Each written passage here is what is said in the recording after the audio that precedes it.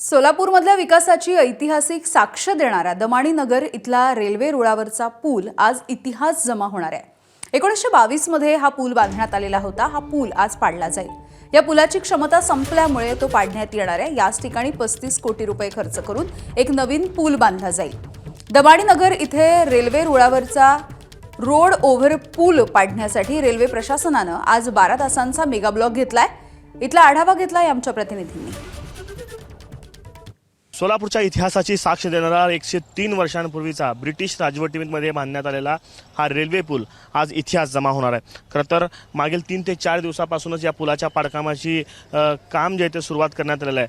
आयुष्य संपल्यानं इंग्रजांनी हे पूल पाडण्याच्या सूचना जे आहेत ते प्रशासनाला केलेल्या होत्या आणि त्यानंतर आता हे पूल पाडून नव्यानं पूल उभारण्याची प्रक्रिया जी आहे ती सुरू झाली आणि 103 वर्षांपूर्वी अर्थात 1922 साली बांधण्यात आलेला हा पूल आज जमीनदोस्त करण्यात येणार आहे। खरं तर या ठिकाणी आपण बघताय प्रशासनानं जय्यत तशी तयारी जी आहे ती त्यांच्यासाठी केलेली आहे।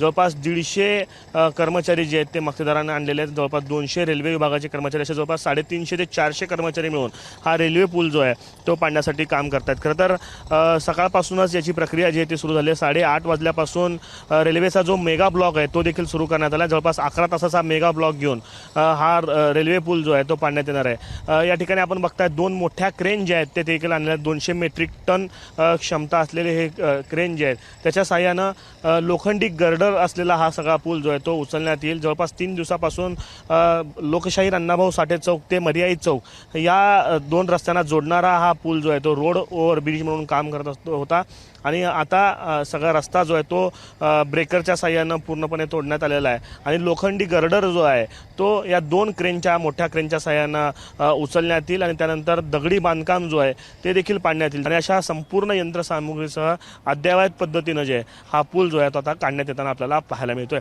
कॅमेरा पर्सन युक्तदिसह आफताब शेख, एबीपी माझा, सोलापूर। एबीपी माझा, उघडा डोळे बघा नीट।